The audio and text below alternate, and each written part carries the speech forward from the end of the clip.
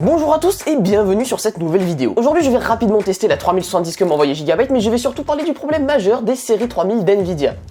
Et surtout des cartes graphiques puissantes en général. On va passer très rapidement sur le sujet, mais c'est sûr que ces cartes graphiques, elles sont vraiment pas mal. Déjà, qu'est-ce que j'entends par série 3000 ? Eh bien tout simplement cela désigne la dernière révision des cartes graphiques Nvidia. Par exemple en 2018, ils ont sorti les séries 2000, donc les 2060, 70 et 80. Et très récemment, donc Nvidia a sorti une nouvelle génération de ces cartes graphiques avec l'architecture Ampère. C'est donc les cartes graphiques qui commencent par 3.0. Et à moins que vous viviez dans le fin fond d'une grotte, je pense que vous en avez déjà entendu parler, surtout avec l'histoire des bots qui achètent les cartes le plus rapidement possible pour faire du mining, enfin bref. Du coup, malgré leur quasi-indisponibilité, Gigabyte m'a gentiment envoyé cette 3070 pour remplacer ma 5700 XT. Car oui, si vous vous souvenez bien, Aorus m'avait envoyé il y a quelques mois un PC Full AMD, et je vous avais déjà fait part des problèmes de driver, d'optimisation et tout de ces cartes. Du coup, ce que j'ai fait, c'est que je leur ai renvoyé la 5700 XT, et me voici avec une 3070. D'ailleurs, merci Aorus.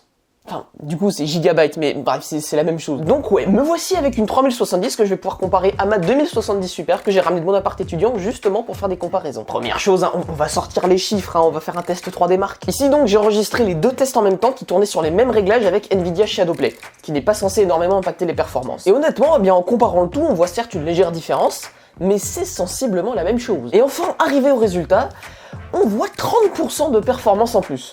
Donc en fait, si, c'est pas mal. Pour ceux qui arrivent sur la chaîne, je rappelle que mon processeur, c'est un Ryzen 9 3900X overclocké à 4,5 GHz sur les 24 threads. Donc c'est super, non ? Carte plus puissante, moi la compatibilité avec Premiere, elle me va très bien pour mes montages. Tout baigne, non ? Testons donc ça dans le monde réel, tiens, lançons une petite gaine de CS par exemple. Du coup, on va se mettre à peu près au même endroit sur la map et...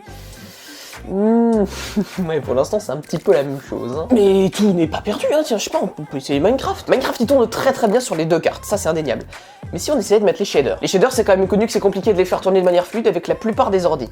Alors du coup qu'est-ce que ça donne ? J'ai build un petit système pour faire ce test, donc sur une map pré-générée avec le même paramètre graphique, et je vais rentrer dans ce Minecraft et fixer le même point sur l'horizon. Et... c'est exactement la même chose. C'est donc de ça dont j'aimerais vous parler aujourd'hui. L'optimisation des jeux. J'ai une carte qui est 30% fois plus puissante, mais je n'ai pas 30% de FPS en plus. Alors pourquoi ? Eh bien parce qu'il faut se dire que ça dépend quand même énormément du jeu à la base. Et bien dans le cas de Minecraft par exemple, le jeu est très mal optimisé.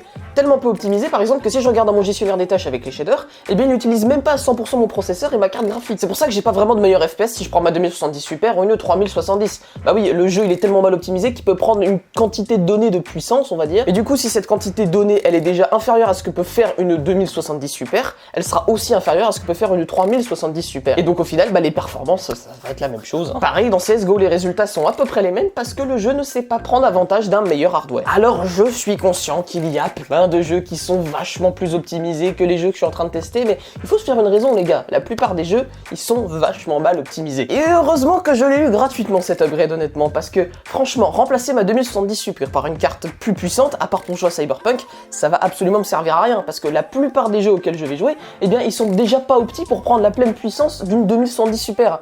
Alors pourquoi prendre plus encore ? La plupart des gens ils pensent que s'ils ont des ralentissements avec les shaders sur Minecraft en prenant une meilleure carte graphique, ça ira mieux.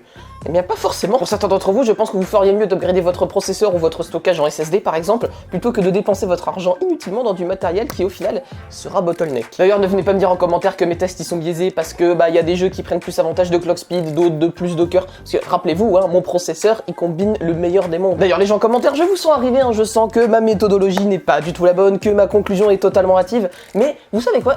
Dites-le moi en commentaire, parce que rappelez-vous, ça augmente le référencement. Cependant, parlons productivité. Avec mon processeur qui est assez monstrueux et le reste de ma config qui est plutôt boosté, on va dire, mon PC commence à être rapide. Mes rendus sur Premiere Pro se font en un clin d'œil. Maintenant, j'ai plus aucun souci à manipuler des fichiers en 4K en qualité intégrale sur ma timeline. Et ça c'est beau. C'est vrai quand même que j'ai toujours eu ce rêve de gosse, quand j'ai bu mon premier PC en 2014, j'étais là avec mon FX 4300 et puis ma GTX 760 et je me suis fait cette réflexion, quand même, ce serait bien si un jour j'avais un PC qui ne me limite pas, qui ne faiblit devant rien. Et bien que je n'ai pas un NVLink de 3090 avec un 5900X, j'avoue que j'ai pas encore trouvé de tâche que mon PC ne puisse pas réaliser. Tout ce que je fais dans mon quotidien, en passant par du gaming, du montage vidéo, du After Effects, il le fait sans broncher d'un millimètre. Et honnêtement, je pense que j'ai enfin le PC de mes rêves. D'ailleurs, j'en profite aussi pour remercier Aorus Gigabyte, sans qui tout cela ne serait pas possible, parce qu'honnêtement, j'ai pas du tout les moyens de me payer un PC comme ça, et du coup, Franchement les mecs, vous êtes comme ça. La conclusion de cette vidéo, c'est donc que bien selon moi, si vous êtes sur le marché pour une nouvelle carte graphique, regardez avant si la carte que vous avez actuellement ne vous suffit pas, parce que il est très probable que vous jouez à des jeux qui ne sont pas du tout optimisés, et du coup ça se trouve, votre carte elle va totalement vous suffire et ça ne va rien changer si vous upgradez.